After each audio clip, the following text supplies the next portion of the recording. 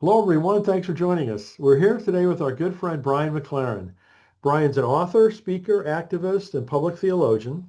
A former college English teacher and pastor, he's passionate advocate for a new kind of Christianity, just, generous, and working with people of all faiths for the common good. He is Dean of Faculty for the Center for Action and Contemplation and a podcaster with Learning How to See. He's a co-host of the Southern Lights Conference, and some of his books include Faith After Doubt, Do I Stay Christian, and Life After Doom, Wisdom and Courage for a World Falling Apart. His new book is the first book of a new science fiction trilogy titled The Last Voyage.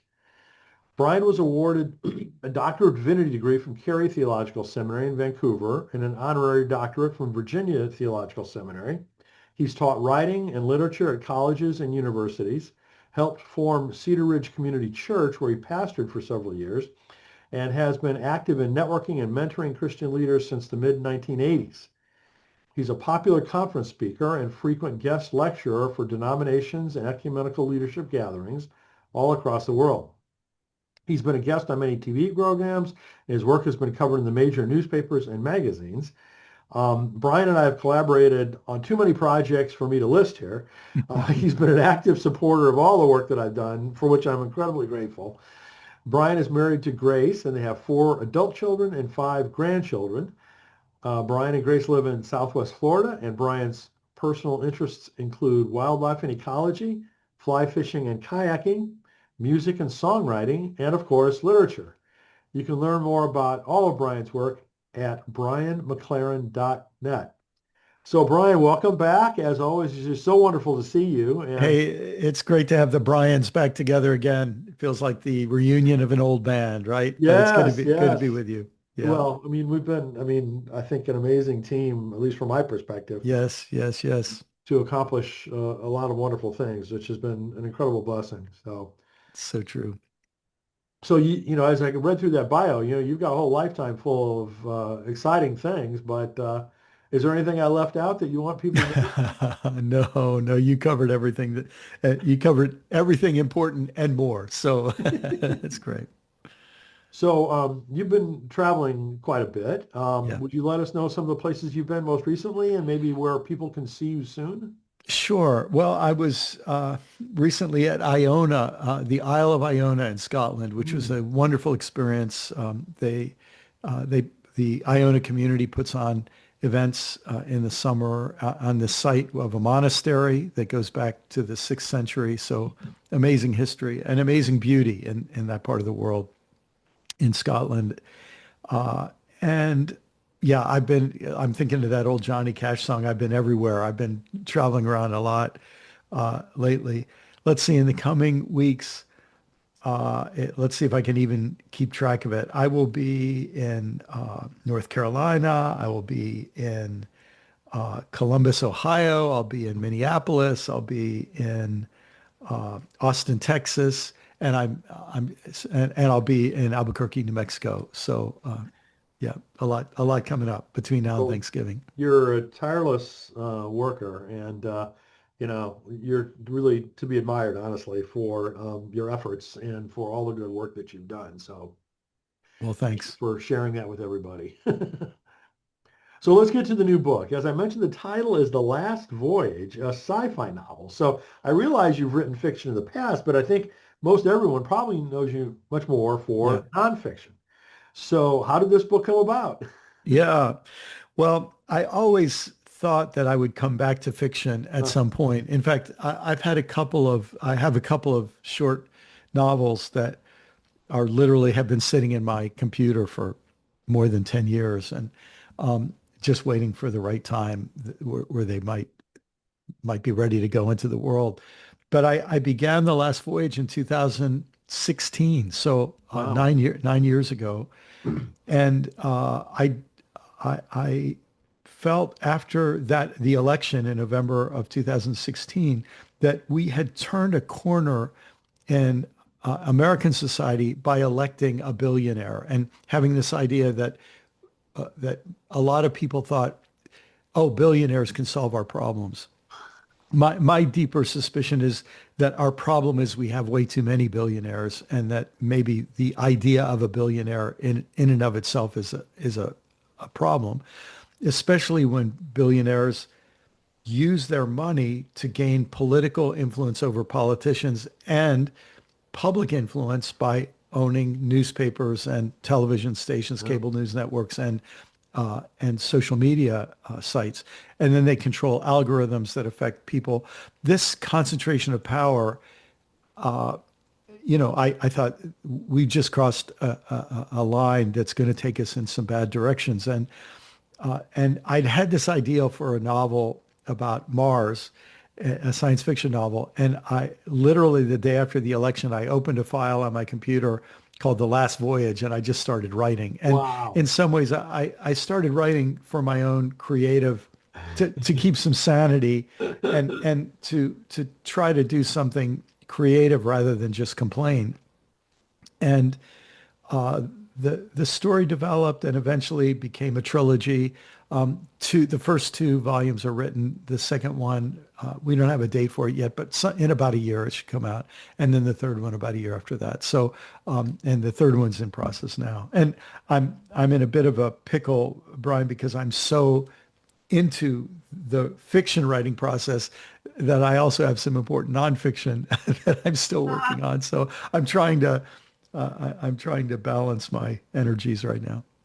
Well, is that, you know, a really dissimilar writing process between the two?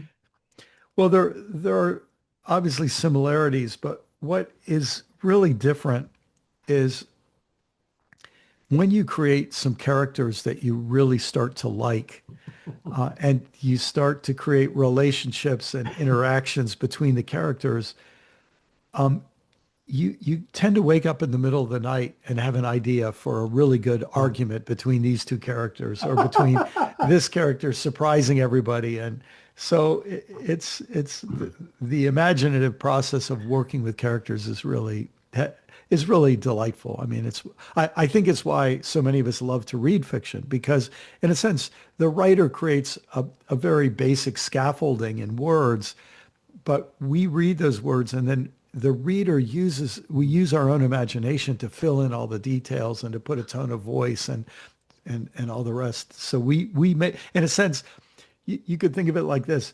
A novel is a script that we use to write our own movie in our own imagination. I remember Buechner talking about writing fiction, and he said, he doesn't know how it's going to end up. It's like, I don't know Yes. what the characters are going to do. Yes, exactly. There are a lot of different ways to write fiction. A lot of people have very detailed plot Mm, diagrams and all the mm. rest. I was an English major in graduate school. I did my thesis on a Southern novelist named Walker Percy. And Walker Percy said, I take a character, put him in a predicament, and see what happens. And I think that's what Buechner was saying too. Yeah, yeah. In a certain sense, you define the character, you define the predicament, but you don't know the outcome. Yeah. Wow. It's just such a fascinating process to me. But anyway, well, it kind of surprises me that you started it that long ago, because Yeah. now it makes me even more impressed that so many aspects of the book are pretty prescient, Yeah. given what's transpired between then and now. I really wish they weren't. Yeah, I hear you. Yeah. I mean, to me, it was a little bit like a fictional follow-on to Life After Doom. Yeah. And so I was going to ask you if that's what you had in mind, but evidently not. Well, the irony is Life After Doom is the non-fictional engagement with the issues of our contemporary world. Yeah. Yeah, yeah. But, it's just interesting that, you know, your brilliant mind can think in these different paths. Well, Uh, I don't know about the brilliant part, Brian, but the thing I've noticed, and I felt this in writing Life After Doom,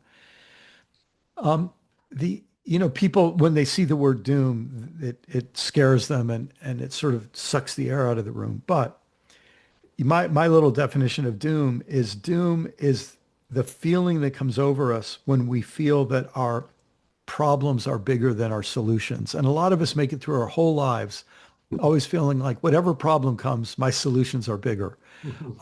But some of us, it could be a marriage that begins to fall apart, or a relationship with one of our children that is we just realize it's out of our control, or it could be a health problem that we can't control. But we, in different ways, we reach moments in our lives where all of our coping strategies, the more we try our time-tested coping strategies, the worse things will get, because the coping strategies have become a problem. Hmm. And Hmm. and when you reach that point, you realize I have to use my imagination. I have to look for whole new ways of approaching problems. And this to me is the situation that we face, I think, not just as individuals, but we face it really as a species right now. The way we have solved our problems in the past is not going to get us through.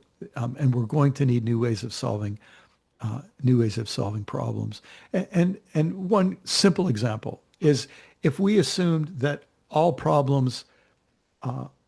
political problems need to be solved with more weapons.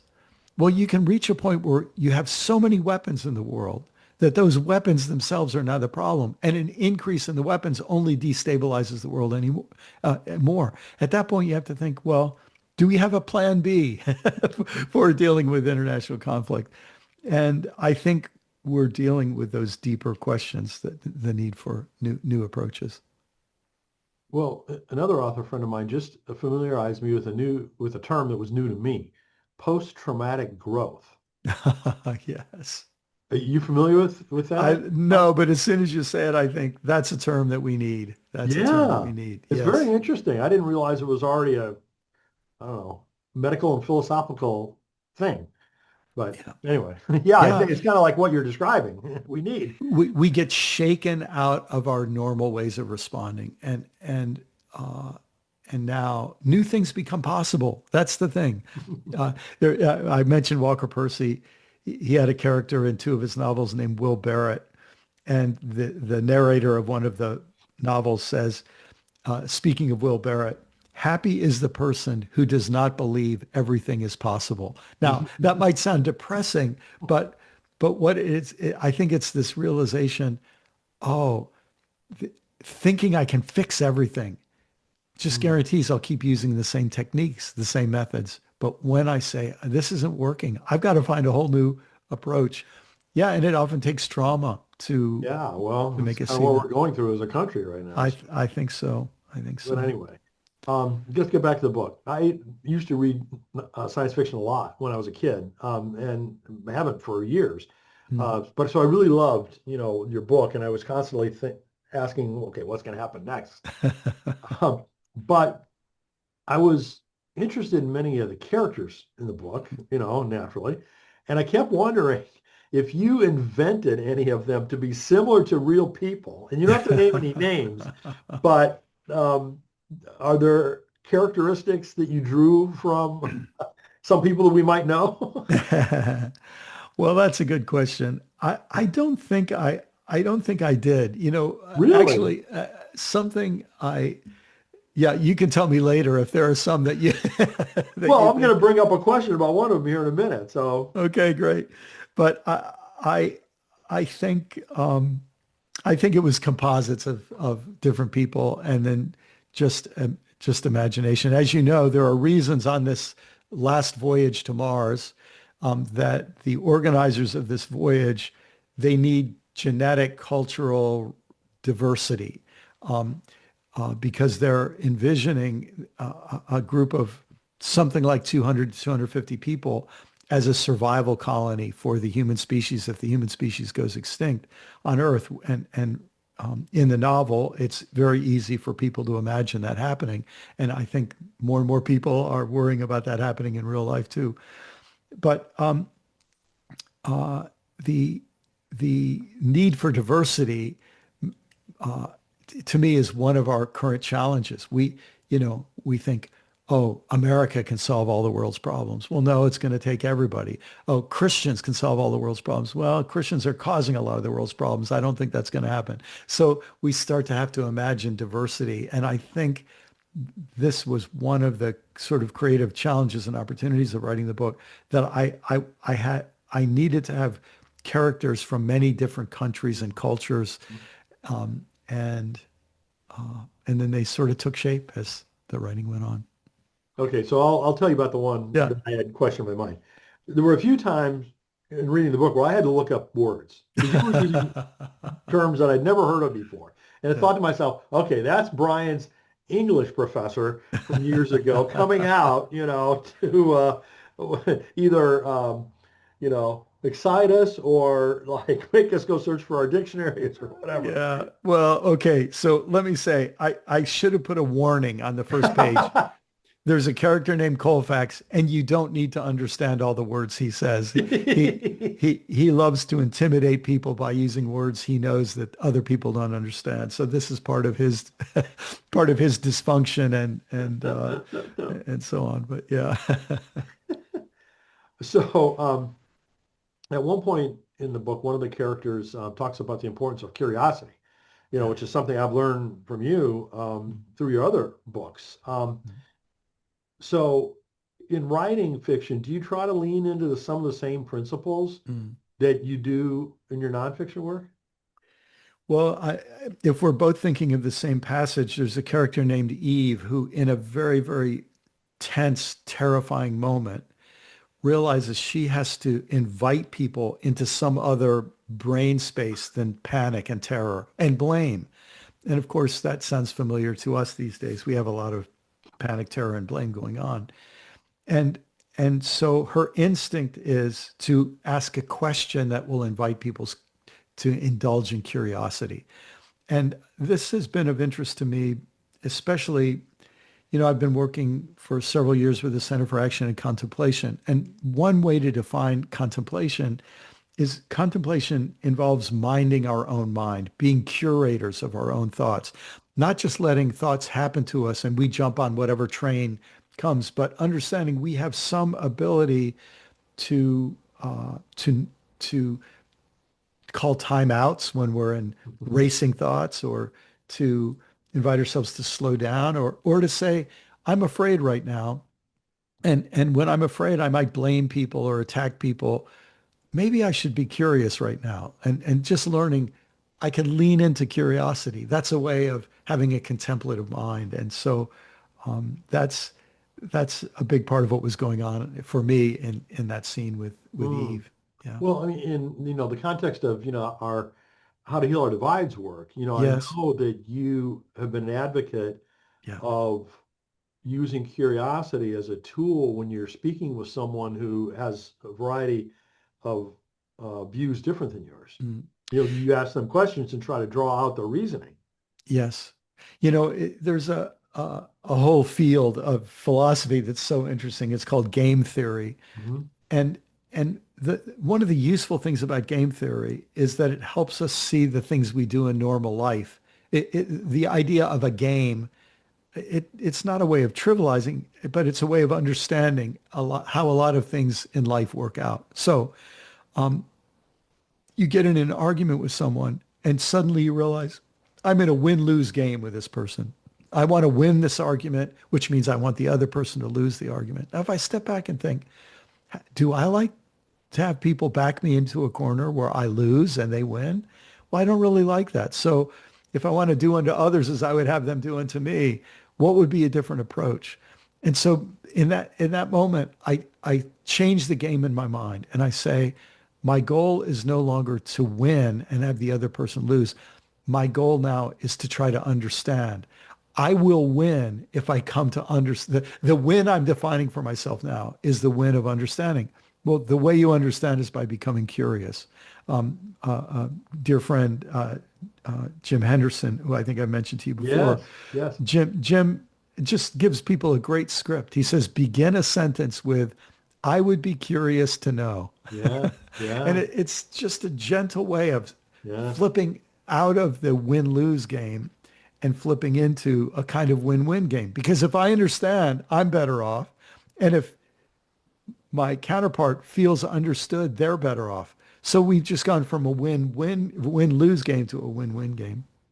Well, so we've gone through two really good examples of the use of curiosity, right? As a Yeah. tool. There are many others in the business perspective that I found Yes. during my own career of, for as a manager, asking the right questions, Yes. right, is so incredibly important. Yes.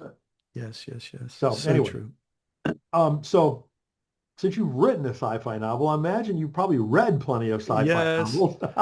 Do you have any favorites that you'd like to share with folks? Oh my goodness, so many, so many. This year, last year, I guess, I read Children of Time by Tchaikovsky, and Hmm. it is a, a very different sci-fi novel than the one I've written. Um, and what Tchaikovsky does is has us imagine a group of highly evolved spiders who develop great intelligence. Ah, Well, when you think human beings, we have a left hand and right hand, and we tend to be binary, right? We think it's this way or that way. Well, if you have 8 legs, you have a much more sophisticated brain capacity. And what's so great is by the time you get very far through the book, it's helping you imagine a species that thinks in a very different way than we think. wow, wow. So I don't think a lot of people would characterize this as science fiction. It is to me, to a degree. The Overstory I read a couple of years ago, one of my favorite novels, if someone would consider it science fiction. It is science fiction in the sense it's deeply involved, deeply engaged with trees as the sort of scientific Oh, framework yeah. Hmm. of this book. It's and fascinating human characters who are all dealing with environmental and climate related issues too. I've read so many books by Orson Scott Card. Many people would know him because of Ender's Game. And Orson Scott Card uh, is a master of the moral dilemma. Hmm. And Hmm. he creates these moral dilemmas in his novels that are striking. He writes science fiction and fantasy, both of which I think he has some amazing books. I don't know. I don't necessarily agree with his politics in real life, but I appreciate his novels. Oh, so many more. We could, Wow, yeah. wow. Well, I'm gonna have to do some more reading. So I knew that this book was like really important, for you to write too. I mean, looking back on it now, um, what has the writing of it meant to you? Mm. Well, as I mentioned, when I wrote this, when I was feeling some anxiety and concern about the way our politics and religion being part of this, and economics, these directions, it seems to me, have been very problematic. And my own intuition was I need to lean into creativity. Not and listen, there's nothing wrong with analysis. We need to do analysis, and there's nothing wrong with history. We need to go and get the history of things. Those are all things I'm interested in and things I do in my nonfiction writing. But the the feeling I had that to use imagination and creativity and to take seriously the intersection of people's individual lives with the larger social realities that are going on. I just feel like what I learned through that is that going to that place of curiosity and creativity can be a very healing thing. Mm, mm, Yeah. really And good. and again, I think that's why many of us write, but I also think it's Mm, why we read. We mhm. because in a Yeah. way, a book or a poem or or a movie script or whatever, these are uh, artistic artifacts that invite people to indulge in creativity and imagination. Well, it's a form of escape, right? I mean, all those things Yeah, that you mentioned are a form of, escape from your regular day, your regular thinking, or what yeah, have you. No, no question. yeah. Um, so again, since this is a fiction book, I don't want to, spill any beans or anything, but is there anything else in particular that you'd like people to take away from the book? Well, if they have this basic backstory that about 30 years in the future, there are two oligarchs who team up. They have teamed up for some time to try to establish a colony on Mars. Um, they are in many ways the very opposite of Elon Musk. Like you could take everything about Elon Musk and this man and woman are very, very different. Um, and uh, and something happened, some things are happening on Earth and some things are happening on Mars where they realize the whole project is in danger of self-destructing. And they only have one more chance to send one more crew of 10 people to Mars. So these 10 people, this story tells the story of them being selected and then coming together as a team. And something I hope people will feel as they read is obviously there are a few characters who stand out in different parts of the story, but I hope they will feel, wow, there isn't just one character that this is about. This is Mhm, about a mhm, team of people. And that's one of the things I hope we can imagine too, is mm. being less about individual heroes and more about the kind of heroism that develops among communities or teams. Yeah, it's so badly needed. But that's an excellent thought to, to go after. Um, so you mentioned this earlier, but the second book is going to be out in about a year from now, so fall Yes. of 26. I don't have a date, but hopefully around then. And the title is The Great Rift. And so the last voyage ends about a third of the way to Mars. The Great Rift begins about two-thirds of the way to Mars, Hmm. and then the first year or so on Mars Okay. for this crew who is joining a crew of about 200 people. And and when they get there, the colony is built. If you know anything, if people know anything about the geography of Mars, they probably know the biggest volcano in the solar system is on Mars, and the biggest valley, like the Grand Canyon on steroids, Hmm. it's just called the Great Rift of Mars. And so the Ah. Great Rift suggests the location where they are building this base and kind of the social realities that they're facing both on Mars that we're facing on Earth. Hmm. Uh, and Hmm. then the third is called ethnogenesis. It goes forward 30 more years into the Oh future, my. so to Wow. the 2080s, and the colony on Mars reestablishes contact with a group of people on Earth, and they, in a sense, get to compare notes about Oh what's my. happened in between. Wow. Talk about mind blowing. Your imagination and creativity is really impressive, Oh, Brian. well, thanks. It's just been fun. It's been a joy for me. I hope readers will have that same fun. So, So besides all that work, is there anything else that you'd like to tell people about in terms of the future? well, my next nonfiction book that I'm working on now too is called The Beautiful Logic of a Meaningful Life. And it's giving me a chance. I turn 70 next year. It's giving me a chance at this stage in my life to think about what makes a life a meaningful life. So, Hmm.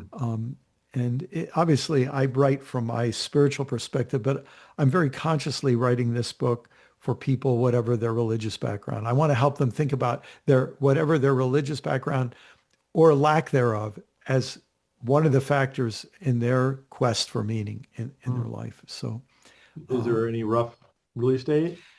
that will uh, come out not spring of 2026, but spring of 2027. Okay. So I have until next April to finish it. So I'm focused on that. Oh my goodness. Well, Brian, it's so wonderful to see how you're so productive in so many different meaningful ways. And thank you for all of those incredible contributions.